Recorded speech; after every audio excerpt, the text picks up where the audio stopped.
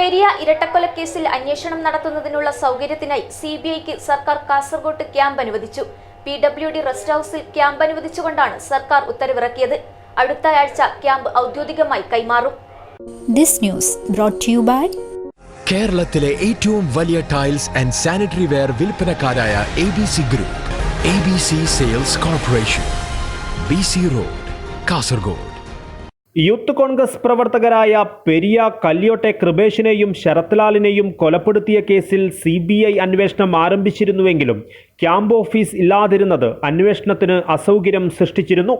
ക്യാമ്പിന് പുറമെ ജീവനക്കാരും വാഹനവും വേണമെന്നും CBI ആവശ്യപ്പെട്ടിട്ടുണ്ട്. ജീവനക്കാരെ അനുവദിക്കുന്നത് സംബന്ധിച്ച് ജില്ലാ പോലീസ് മേധാവി തീരുമാനിക്കും.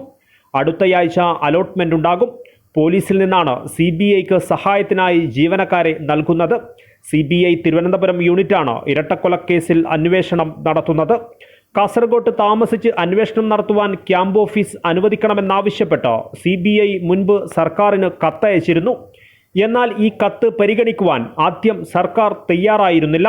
തീരുമാനം വൈകിയതോടെ ഈ മാസം ആദ്യം CBI വീണ്ടും കത്തയച്ചിരുന്നു.